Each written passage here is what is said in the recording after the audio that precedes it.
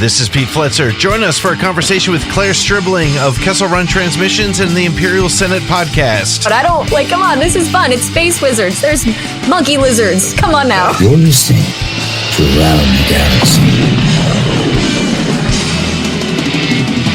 Welcome to episode number 110 of Around the Galaxy, the Star Wars fan talk show. I am your host, Pete Fletzer.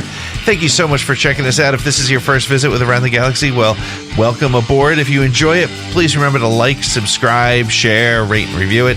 And if you're a returning visitor, well, thank you so much. I can't tell you how much it means to me that you join us every week for our Star Wars conversation. And as you know, every week I am privileged to bring you a conversation with a Star Wars fan, whether they're an author or a celebrity or a personality or a super fan, or in this case, a podcaster. This week we're talking to Clare Stribling. Clare is the co-host on two of the most popular Star Wars podcasts out there.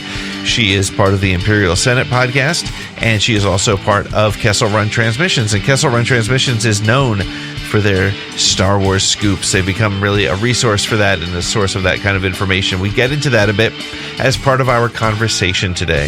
Hey, listen, if you enjoy the conversation, make sure to follow us on Twitter and Facebook and Instagram, all at ATGcast. And if you really like the show and you want to be a part of the show, please check out our Patreon. It's a brand new offering that we have. It's at patreon.com/ATGcast. And there you'll be able to get access to the live stream of our recordings. As we record the show, you can be a part of it.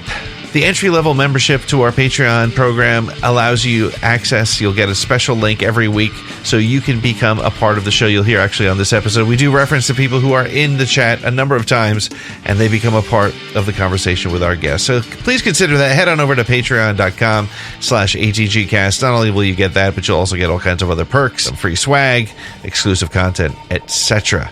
Well, that's enough of the commercial part. Let's get to our show. I'm very excited to bring you our conversation with Clare Stribling. How are you? It is great to see you. Thank you for being a part of the show. How's life treating you?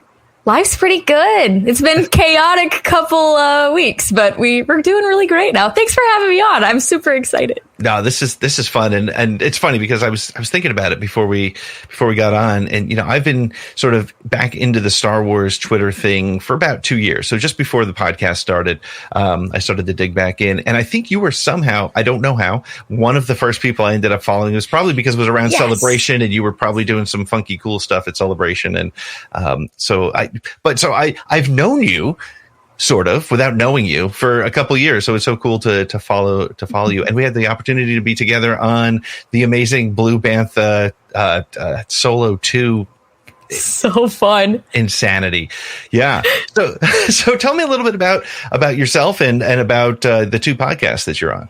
Yeah. So I just moved to Southern California from the Chicago area. So I'm still very Chicago strong. Yeah. Very also big Georgia fan, all originally from Georgia, a little melting pot of weirdness that has made its way to Southern California. And it's been really nice. I have two amazing podcasts that I love to be a part of, and they're so different. So I get to do different things with both of them. I obviously different chemistry with different groups of people, but I get to do news coverage and scoops and rumors, and then I just get to be insane, I guess.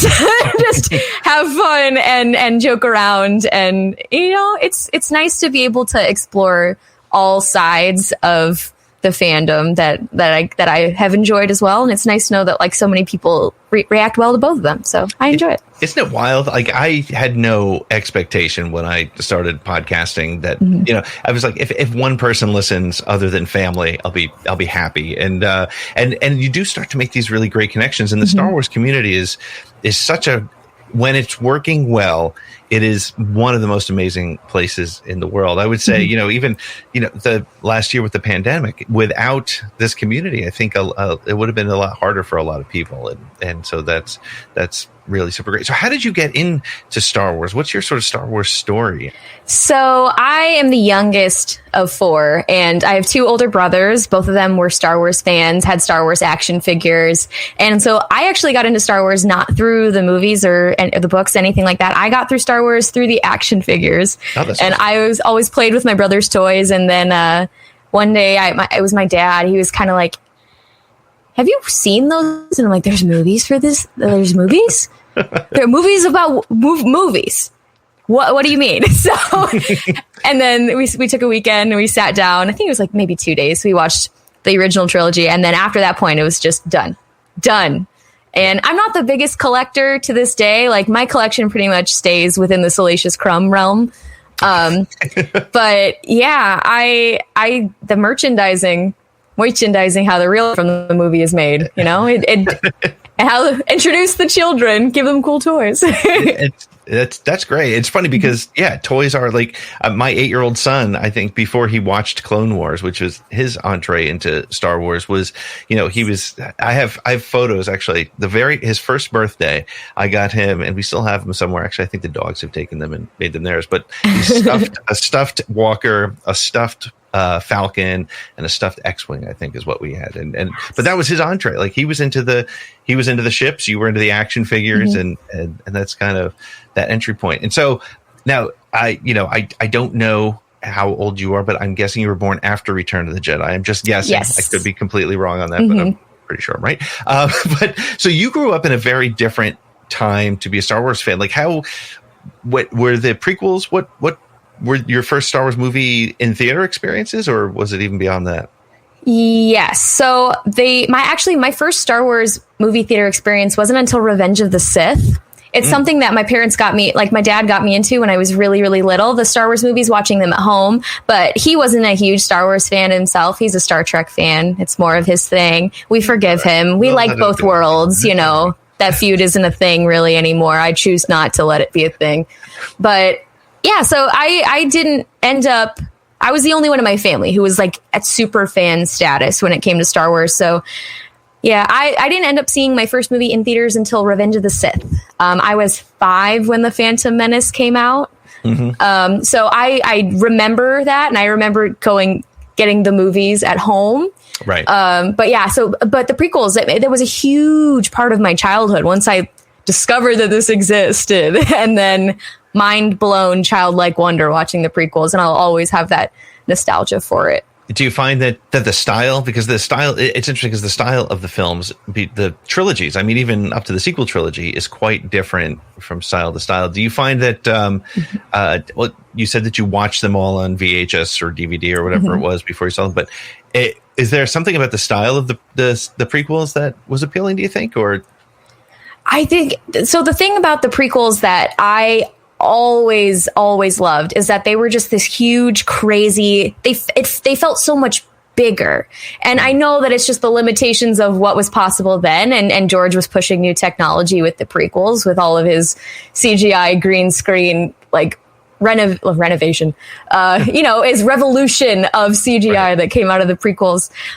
They felt so big. There were so many more characters. Like, the thing about Star Wars that I most connect to is weird Star Wars. I live for the weird Star Wars. And the prequel era gave us so much, gorgeous, beautiful, weird Star Wars. Absolutely.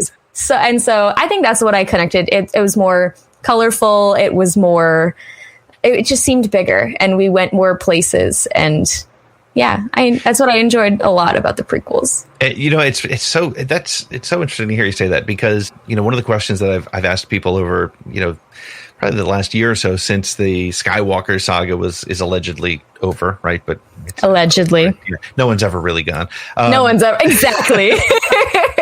But it's interesting to think about. The question that I'd love to ask, and I'll pose it to you, is what makes something Star Wars? And you said weird Star Wars, but what is it that makes it different from a Star Trek? Or, Dune is coming out sometime this year, and that's going to be an epic sort of science fiction fantasy. So exciting. Can't wait to see it. But what makes Dune different from Star Wars, and what puts Star Wars in its own category in your mind? It's interesting because I feel like Dune. Okay, so I feel like what makes Star Wars different from Star Trek is the fantasy side of it, is that mystical fantasy side of it. But it's not, to me personally, it's not like a Tolkien fantasy. It's not, it has a different flavor of fantasy than I feel like Dune has.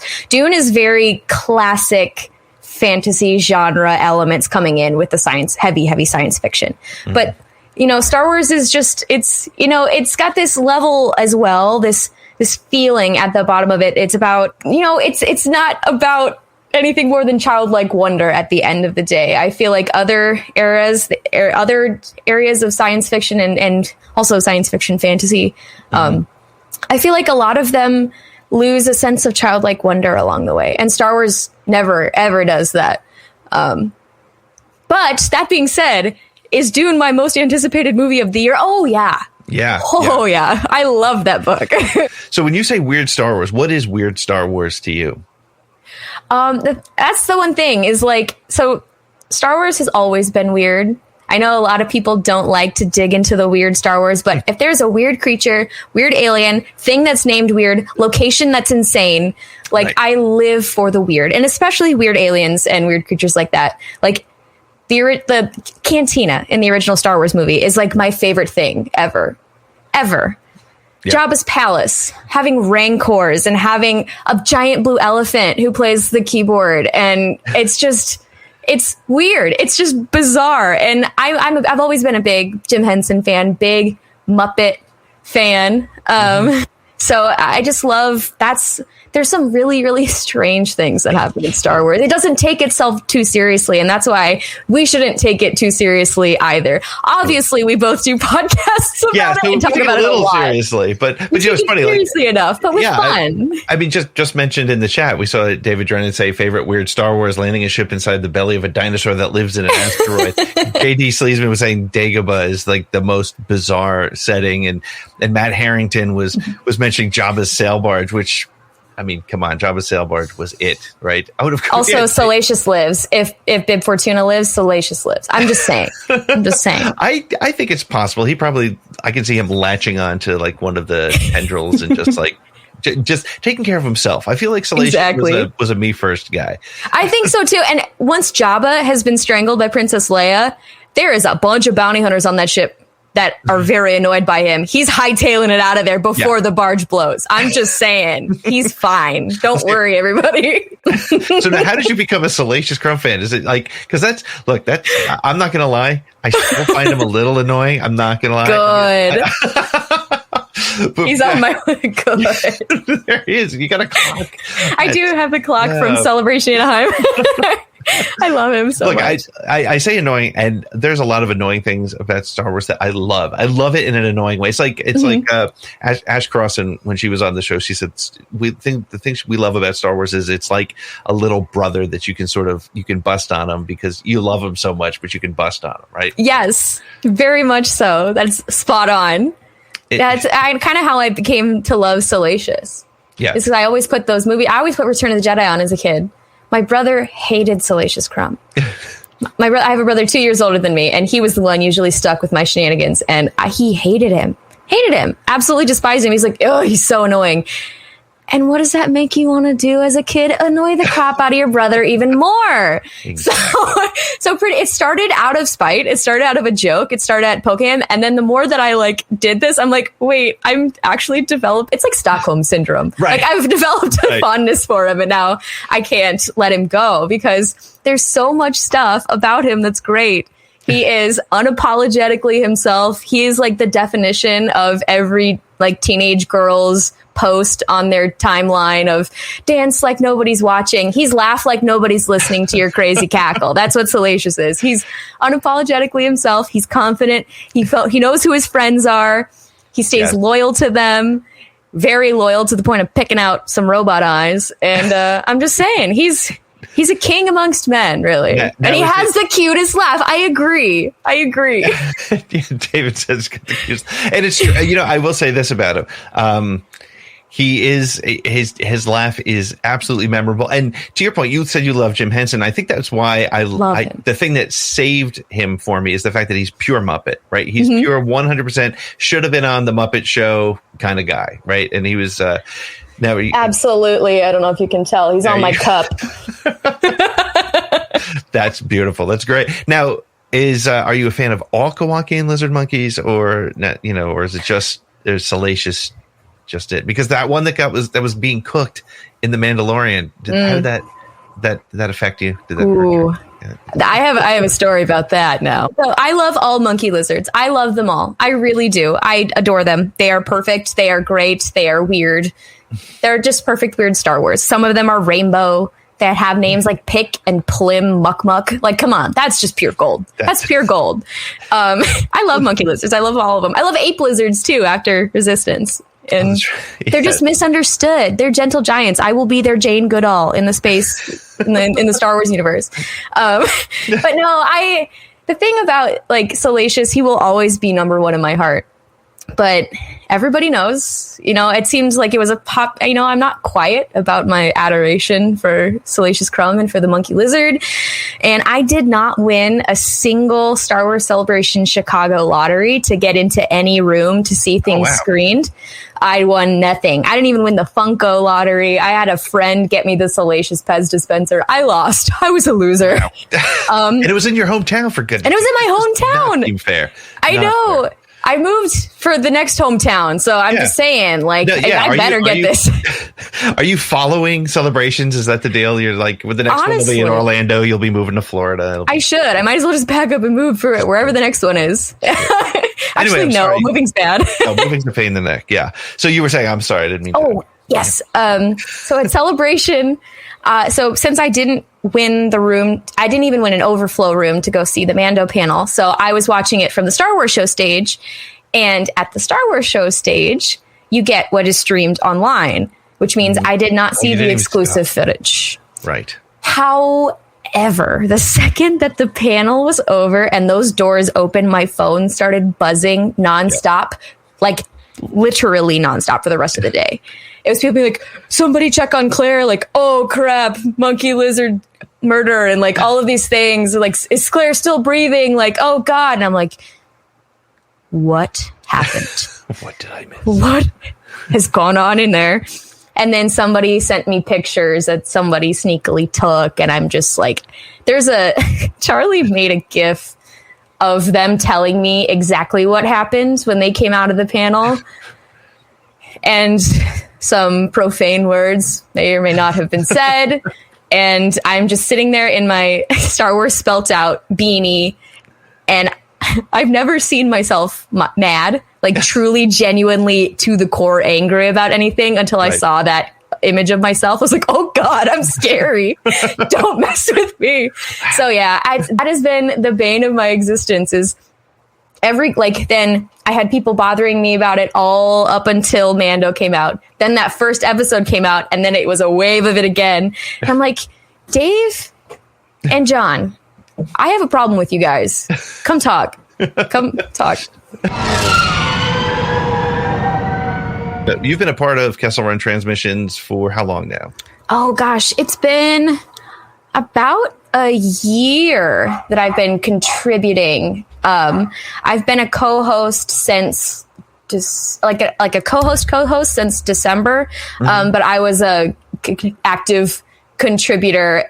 I guess I was a part of the team before I was told I was part of the team. But so since last March during the Clone Wars roundtables is when I became a part of the team officially. So and I've talked about this with Noah and with Corey when they were on the show, and I'd love to get your take on it. So there's this whole. So for those of you who are not familiar with Kessel Run Transmissions, it's not the only thing that the show does by any stretch. It's a lot of news, a lot of conversation, a lot of opinion. It's a really fun show, and you guys have the best set on the internet. With it's so cool.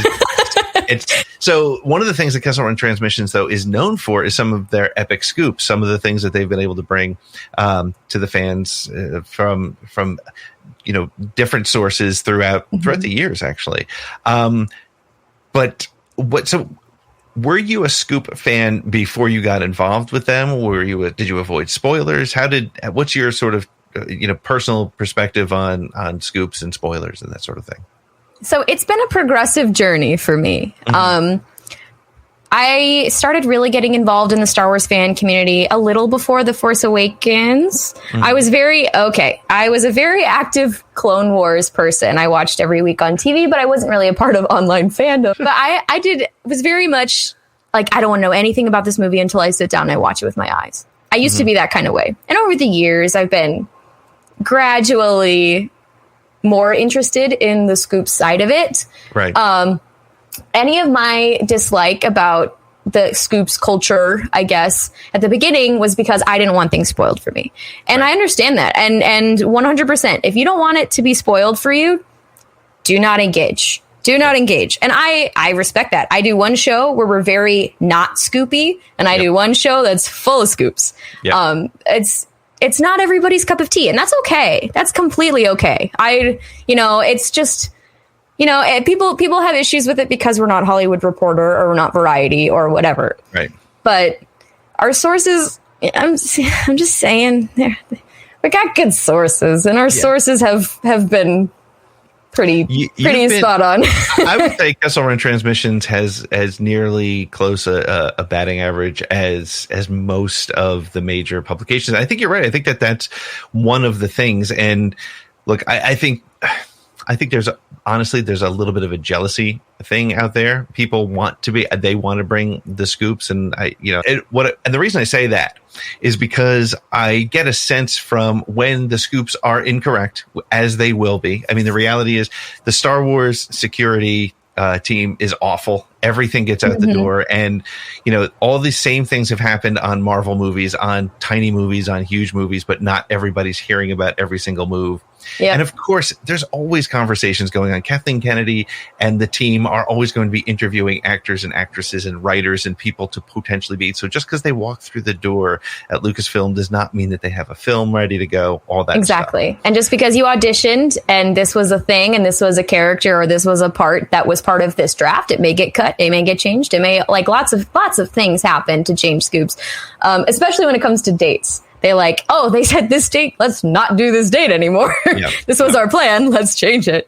And, that's just the way that it is. Also, the finished product is never the finished product until it's on the screen in front of our faces. And we accept that and know that. Yep. Just depends on how credible and what of our sources and how many are talking about them, that we'll run or not run something.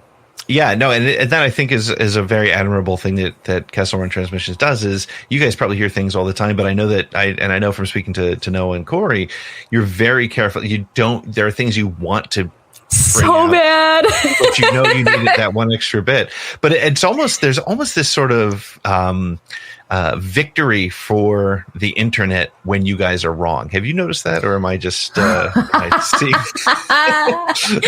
Oh, never, not a single time ever have I gotten.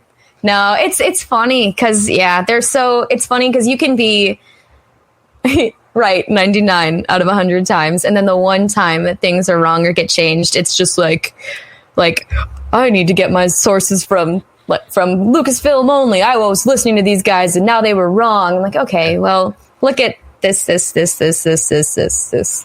You can safely assume lots of the time that it'll come to be. We don't have to be so negative. We know that things happen and things change. It's okay. It's okay. Well, and you're right. I think it's so interesting, the fandom. We mentioned it before. I said at the top that when the Star Wars fandom works, it's one of the greatest places in the world to hang out. And when it doesn't work, it is one of the ugliest places to be. And it's interesting too, because to your point, things are going to change along the way. It's very rare. Maybe I'm ignorant, but I almost never see anybody say, "Hey, Variety, you got this wrong. Hey, Hollywood almost Reporter, never. you got this wrong," right? So I think that's the other thing that I find interesting. You made a really important point, and that is it's not for everybody. And if you're not into it, that's great. People, and maybe it's because you're not Hollywood Reporter, but people tend to sort of point a finger at Kessel Run Transmissions and a couple of the other scoop sites and say, you're spoiling it for everyone. How do you respond to that? Because I don't believe you are. Thank you. I don't think we are either. I think the problem is we try very, very carefully not to put spoilers in titles and thumbnails. And we've obviously, no one's perfect. There's been a couple that have been like, oh, no, let's bring it back. Get rid of it. But we do our very best to sizzle enough without spoiling for people. Yep. And then if you want to know more information about that, click on it and find out. But also, it frustrates me because I very much have friends in my life that don't want things spoiled for me, and I am their friend. And I'm like, well, that's fine. I won't talk about it with you. Right. I'm very happy to be tight-lipped about whatever you do and don't want to talk about. But a lot of other people on the internet don't give each other that respect, and I don't think that's fair. Because you don't have to be Scoop's fan. You don't have to follow Kessel Run transmissions if you don't want things spoiled for you. That's okay. Like, it's fine. You don't have to do it anyway. But, you know, it's the people online. It was very frustrating, and it really does break my heart when I see people deliberately share things, especially things that we have scooped, and deliberately share things in a spoilery way that was not our intention and not how we executed it. And then the finger gets pointed back to us because that's not our intention. I don't want to spoil anything for anybody who doesn't want it spoiled, but a lot of people are interested in that. Yep. It's like people want to know, but not everybody does, and that's okay. That's okay. You know, it's interesting too, because I've taken to calling it entertainment speculation, right? Yes. Because I mean, even the best sources, even you guys I wouldn't want to say 50% of the time, 60, 70, 80% of the time correct. I wouldn't want to put a number on it, but sometimes it's just interesting enough to keep the conversation going, and it's fun to talk about, right? I mean, how many Ezra castings have we seen, right? How many? So many. Yeah. And so why not have that conversation? Because the reality is too, like, I've been on shows we used to do when I was on Beyond the Blast Doors with Force Connect. We used to fan cast all the time. We used to just, because that's a Star Wars conversation. That's fun. Right. And I think people need to kind of remember that. It just so happens that you guys happen to be bringing information from a different source, a more connected source, perhaps, as a way to put it. But it doesn't mean that that it's 100% right. And it's fun to talk about. And when we did the Mina Masood one, when we were talking about that on the show, it was very much like, this is what we have heard is the direction right now. Contracts have not been signed. Things are still fluid. Projects are still not solidified. Like, that's another thing, is we're not sitting here going, this is the only way it's going to go. Yep. We want to make that clear as well, when the way we deliver things. How do you respond when you see your stories picked up by I hate to use the word legitimate press, but not that you're illegitimate. It's weird. But, it's when you see your stories coming up in Forbes. Forbes. Yeah. Well, but don't that forget, was weird. Forbes also quoted Doomcock. So yes, let's not be too excited. All right. Exactly. Let's take it down a notch. But no, I mean, it must be interesting for you guys, because you're now becoming a source. And I've known, I've not known, because I've actually never met 99% of the people I know on Twitter, but I've spoken to Noah for a number of years, and it's interesting to watch how your channel has grown and have become that source. Do you feel pressure to be a source? Not really. Sometimes I do, because I think that we've gained this reputation at this point that things are going to get scooped all the time. And that's simply not all of what we do. There are things that we can and can't say, and things that we can allude to that we're not comfortable running yet. But like, at the end of the day, we also do discussion. And I feel like a lot of times, because now we do our live shows 3 days a week, and there's a pressure to always deliver scoops. But I see it in the chat. I see it on our live streams for Kessel Run. But at the end of the day, like, that's not all we do. And we have a really great community of people who enjoy scoops and enjoy us for some reason. and then we just have a lot of fun with it too. But there is a persistent voice of like, what do you know about this? What do you know about that? What do you know about this? Like, not enough to talk to you about. Sorry. Yeah, and I think that's another thing. And since you're on multiple podcasts, let's talk for a second about the multitude of podcasts and live streams and fan created content. Do you feel it's is there a competition? And I hate to use that word, but is there? I mean, do you feel a pressure to be more creative or something, or is it? Do you look at it as just one sort of giant, bar room where we're all hanging out and talking Star Wars? Yeah, I think it's somewhere in between those two. I feel I would argue, because at the end of the day, Star Wars appealed to a diverse group of people with a diverse category of interests and likes and wants. And obviously with online fandom progressing the way it has, especially in the era of the sequels, absolutely everybody can put their voice out there if they want to. And that's great because you don't have to take your Star Wars content, you can take it any way you want. That's fine. I think it's a good thing that there's other podcasts out there that are doing innovative things and that are their own personalities shine through, because we're all different people and we all share a common love of this one thing. I think it's great. I mean, I think that it's just everybody needs to treat it like we're all hanging out. It doesn't have to be a competition. Right. I will say I feel a little more competition for Kessel Run because Kessel Run is part of paying our bills. So I feel a little more pressure on that one. But honestly, it's not even that much, because I enjoy what we're doing. I enjoy the community that we've built, that both of the shows have built. Like, there's two different communities that have so many interesting sides to them, and I think that is only beneficial. And but however, enjoy your fandom responsibly, because there's a lot of not so good eggs out there that have a lot of influence, and I do feel a pressure to treat people with respect. I do. Well, oh, what a strong pressure. What a terrible thing. Must be hard. I know. It's just, I want to be able to build this positive community of enjoying this, and we can all enjoy this together, even if we're different people. Yep. Because that's, a lot of people don't do that. A lot of people are very hateful, and the internet is mean. Can we just make it a little bit nicer in our corners? We got to just have our responsibility to be nice to each other, shall we? Oh, I think that's a great mindset to have, because you're right. It's there are, and that's one of the reasons why I've kind of backed off as much of the YouTube promotion and stuff, is because it's hard. For every 100 positive live streams out there, there's a dozen that are literally wrangling the algorithm to create hateful content, which is working for driving them.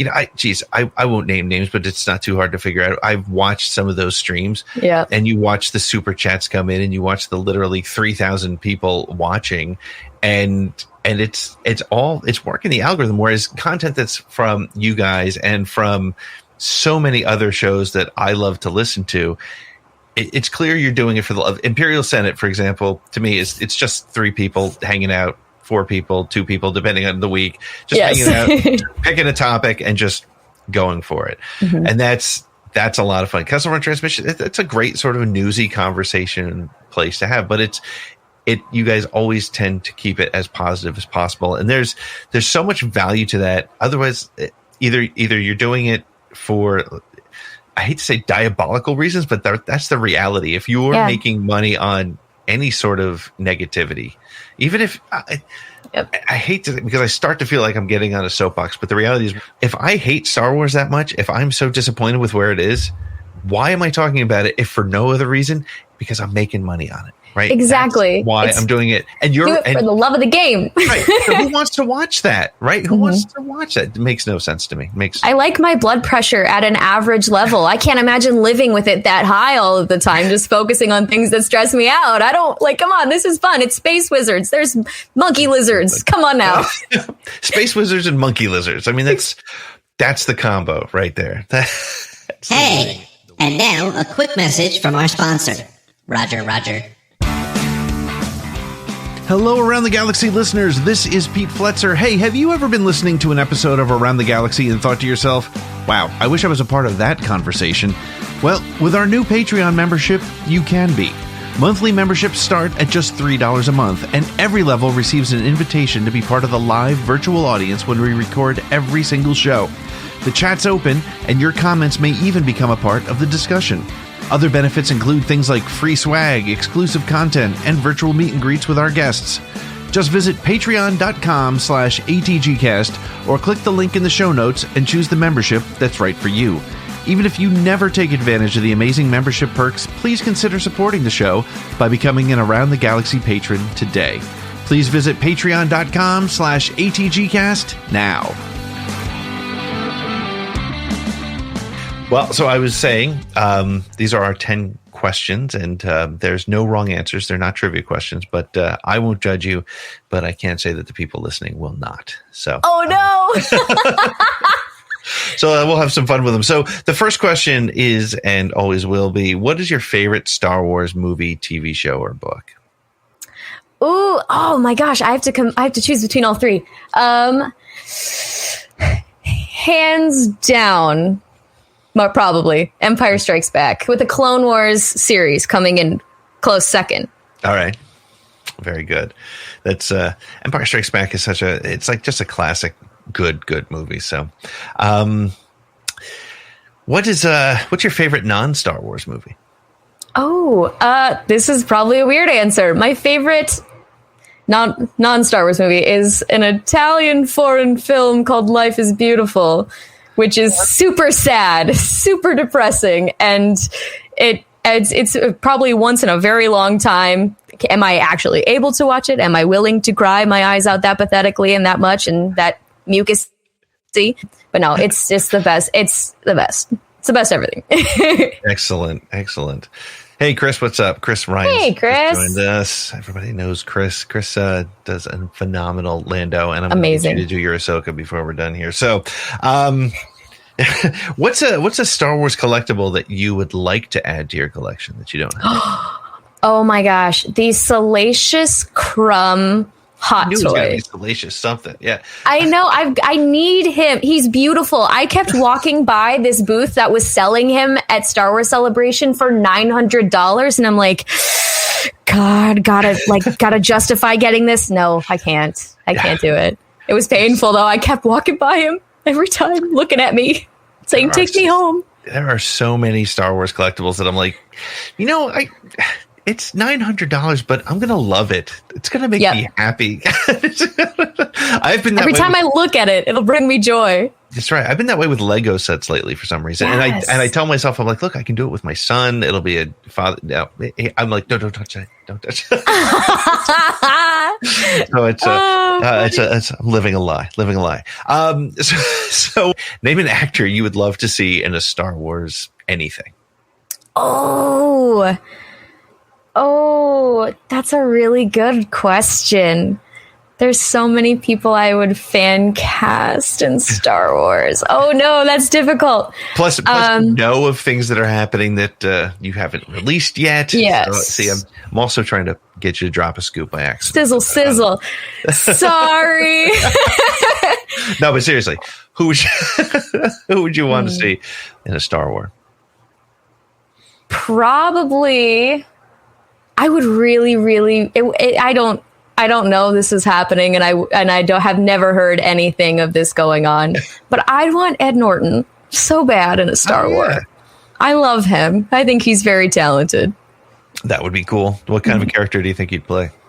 Oh, you see, part of me wants to cast him as a bad guy, but I think that he's probably some sort of spy, maybe a spy in an Andor series, a fulcrum agent, if you will. I think he'd be great.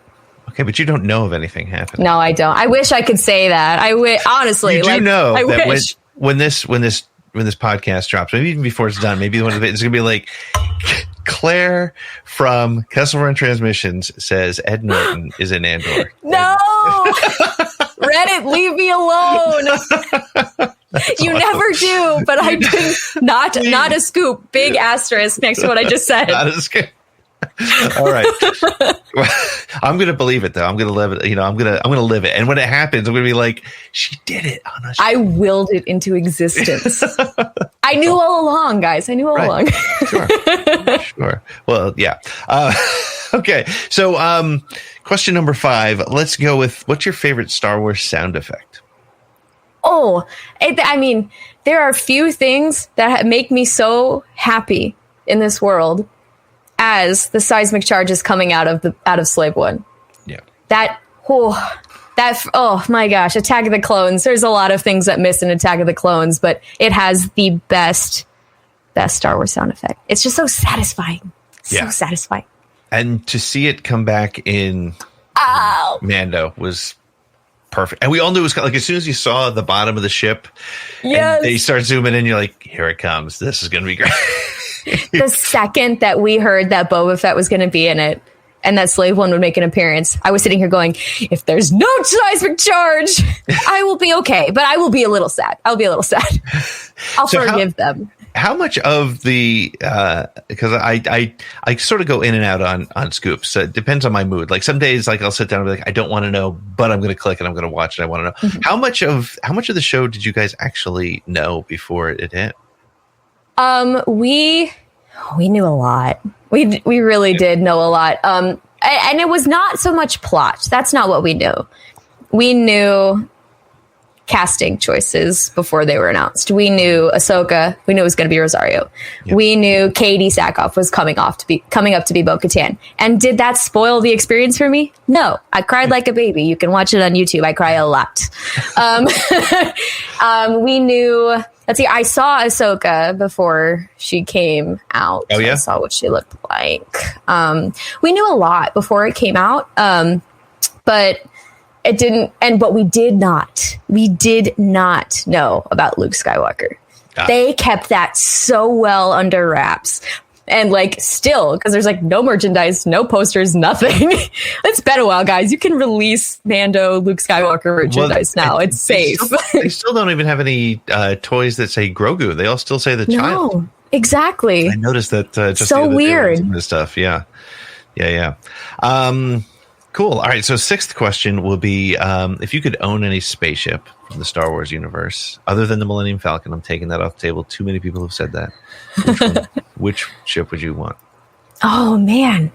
See, this I got to think strategy-wise. Do I want to think of a cool fighter, or do I want something that I can like stretch my legs out in and enjoy myself? Oh, man.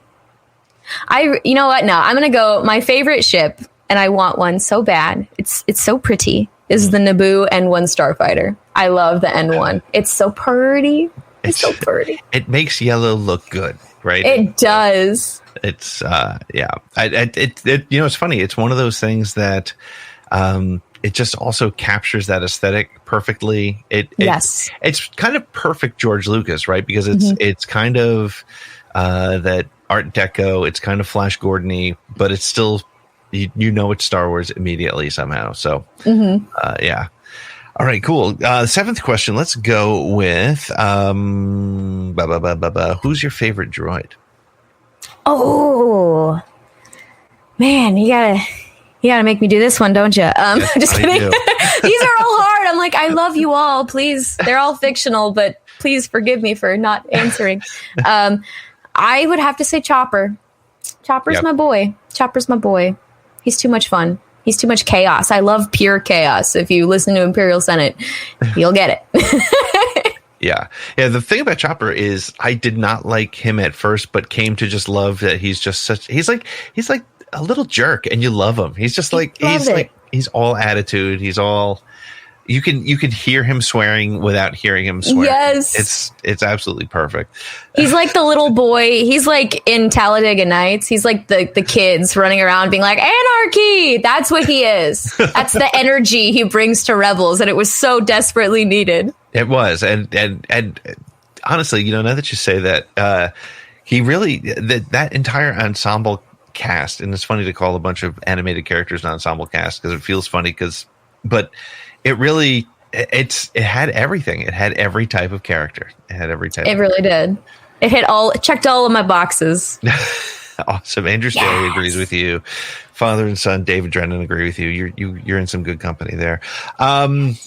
So let's go with, if you could be any Star Wars character, who would you be and why? Oh, man. Oh, this one's tricky. Man, oh gosh, if I could be any Star Wars character. It's hard because so many Star Wars characters that I would want to be, I sit down and I look at their life and I'm like, oh, there's a lot. You had to deal with a lot. Like my brain first went Leia, but I don't want to deal with, the entire genocide of all my people, continually having people I love murdered and, all that. And having Vader as a dad just sounds like kind of a bummer. That's a rough life. Yeah. A little bit. So maybe I wouldn't want to be, per se, as much as I admire her. Oh, man. I would be... Oh, I know. Space Jane Good. Like, honestly, that's the answer. That was what my profession would be. Is I would be a ape lizard and monkey lizard sanctuary owner and philanthropist in that way. No, I think I'm okay. So final answer, I'm going to go with Padme. I'm going to go with Padme, even though she did have pretty rough go at the end. I admire her. I would want to walk through those shoes and experience those that she had. And I wish that I would handle it with a quarter of the grace that she does through all of the prequels and before. Mm-hmm. Yeah, she's, I think in 110 episodes, you're the first one to say her as a character, which is interesting, so Claire for the win. Yeah. What's your favorite Star Wars moment? Oh, book, movie, Clone Wars, whatever. Oh, shoot. You know what? I think I just recently got that moment. I think that my favorite... Oh, gosh. I think that my favorite Star Wars moment... Oh, it's hard. It's very hard. I feel bad because like a lot of my favorites are sad. So I'm sitting like thinking about these things. I'm like, oh, this is all a bummer. I'm going to say my favorite Star Wars moment was Darth Vader at the end of the Clone Wars picking up and having Morai fly around in the background. Yeah. There's few moments in any sort of content that without being like overtly like depressing, people dying, people without being like gratuitously sad, that finale and those final moments of the finale are so unbelievably powerful and absolutely speechless. I couldn't say a word. Thank God I wasn't doing reaction videos at that point, but I would have just been open mouth staring at the screen like, oh my God. I've never been, there's few moments that have made me that dumbfounded. And that was one of them. Yeah. I did an episode of Around the Galaxy. Gosh, I think it was around in November, and I had Mike Morisi and Mike Chen both have written for From a Certain Point of View, The Empire Strikes Back, and I had Andy Lemire from the Holo Chronicles on, and we took apart 3 characters who we believe have the best stories in Star Wars, and Anakin was one, and we said Ahsoka and Maul because we got such good stories for all 3 of them. But interestingly, Andy has this really great concept, and actually there's an article I think on beyondtheblastdoors.com, I think you can find it, is an article about how that moment was the moment that Anakin truly became Darth Vader or went completely over the line, right? Because he didn't know what happened to Ahsoka, and Ahsoka was his last connection to the world outside of being Vader. And I agree with you. I that worked on so many. It's one, I find that as much as I love Mando and Clone Wars and Rebels, I don't tend to go back and rewatch for whatever reason. I don't know why that is. I think because I live so much of it on Twitter and in these conversations. But that's a moment that I've gone back and watched because so many times it connects to the original trilogy by using technology and stormtroopers and a probe droid from the original. And you don't know when it's happening, but it's working on so many levels. I think about that particular point a lot is we don't know when that happened. We don't know what point in the timeline. It could be whenever, post Empire takeover, pre Empire fall. Yep. When did that happen? When did he? It looks like it was a long time from then. Right. At what point has he met her in Rebels? Has he seen her? Has it like after Twilight of the Apprentice? Is it before that happens? What is? I'm sad. Sometimes. and that's what's amazing. That's what's amazing about Star Wars, right? Is I saw Star Wars when I was 7 years old in the movie theater because I'm that old. And Darth Vader was just this 20-minute character, right? Or however much time he had on screen. He was just an awesome bad guy. And he was scary and he was menacing and he was all those things. And now here we are 40 years later, and he's a character that you can still fear and you can still kind of hate, and you can still, but you love him and you want him. You're so happy that he got redeemed, all these things. And it's because of scenes like that and all these other stories that we've gotten. That's exactly it. And that's part of the reason why, that's a recurring theme of Star Wars. And I like to take that into my own personal life, is that no one, they said it, no one's ever really gone, that people can change, and not everything has to be doom and gloom and sad and depressing. There always has to be hope. Hope is such a huge part of why Star Wars is so special to me. And that's what Anakin Skywalker's story can be for you, depending on if you look from point A to point Z. It's so much hope came out of it. Yeah. And it's funny, we were talking earlier about what makes a Star Wars movie different, or a Star Wars story different, and maybe it is that hope. I mean, Lord of the Rings is great, but there's sort of an epic sort of journey mission, and there's hope that it happens, but it's different. Wizard of Oz is a fun story, but it's so personal, and I wouldn't say it's hope, it's growth or something. But Star Wars, they've done, and sometimes they hit you over the head with it and they literally say it out loud. But that's Star Wars for you, right? Star Wars is sometimes in your face, and maybe it's that fact that Anakin's story is just hope, and that's amazing. So cool. Well, I have one more question on the list, and that is, what is your favorite or go-to Star Wars quote? Oh my goodness, that's a really great question. And this is kind of a weird one. I don't personally have children, and I use this quote, and I have nephews and a niece, and I have a new local nephew that I have adopted here. Araj's son, Malik, he's my dude. When I met Malik, I was wearing Salacious Crumb print shoes, and he this little 1.5-year-old kid recognized Salacious Crumb from the book Vader and Son. He recognized my shoes. I was like, you're one of my people, kid. Araj is doing his job, right? He is. Right, yeah. Also, that little boy calls him Grogu. That little boy knows he's Grogu. Listening to him say Grogu, I'm like, oh, precious child. But I use this quote in a lot of ways. And I use it sometimes as an insult. Definitely Noah and Garrett and Corey have heard this before. Is, oh, truly wonderful the mind of a child is.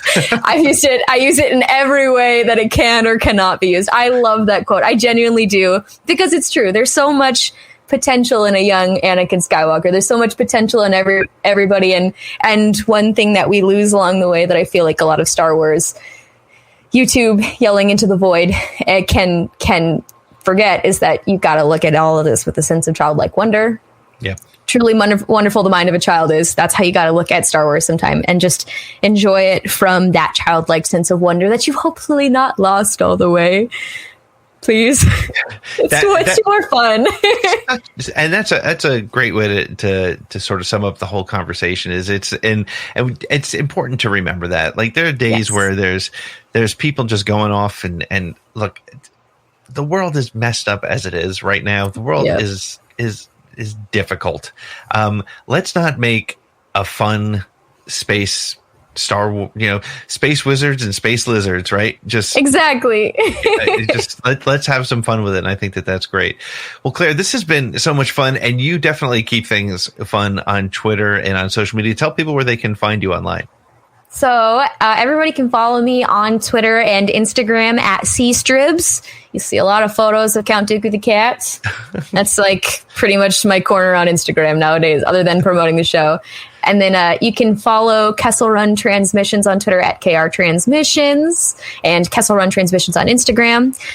You can follow Imperial Senate Podcast at Imp Senate Pod on Twitter, at Imperial Senate Pod on Instagram, and we're on YouTube for Kessel Run, and we are on wherever you can find your podcast for Imperial Senate. So I think I covered everything. Well, if not, if they capture you on one, you're going to get all of them, which is exactly the social media way. Well, Claire, this was great. Thank you for being with us to open up our new season and being a part of this wacky show that we call Around the Galaxy, and I appreciate it, and I hope to talk to you soon. Before I let you go, Absolutely. though, I need to get you so one of the things that people may or may not know, if you did not watch the episode 10 on Blue Bantha milk, and by the way, Matt from Blue Bantha and Sean are going to be on the show. We had to move the date because we have a special other guest coming, but I'll tell all my patrons about that soon. But they did this amazing thing. Sizzle, exactly right. No spoilers, little sizzle. Sizzle.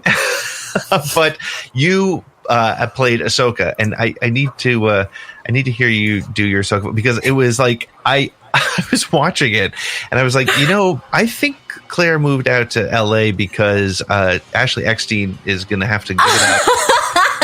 And Claire's coming in to do the voiceover. So you got a little thank you. It's so good. I think so. I think I'll probably have to share my favorite thing I got to say in the Blue Bantha Milk thing was I got to profess my love to Anakin Skywalker as Ahsoka in the weirdest way possible, and it was fine.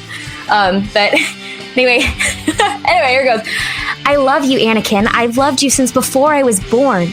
I loved you since the day we met. I can't say it with a straight face. But anyway, Ahsoka Tano here on Around the Galaxy podcast. Yeah, perfect. I love it. Awesome. Well, Claire, thank you so much, and we will speak again real soon. Yes, we better. It's nice talking to you. Well, that wraps it up for this episode of Around the Galaxy. Thanks to our guests, and thank you for listening. If you had fun, please like, subscribe, share, rate, and review it. If you really liked it and would like to become a part of our virtual live studio audience when we record, please head on over to our Patreon page at patreon.com/ATGcast. Make sure to follow us on Twitter and all your social media at ATGcast. Our music is brought to us by the band Silver Collared Knob, who can be found wherever you find music. Around the Galaxy is copyright 2021 Pete in the Seat Studios.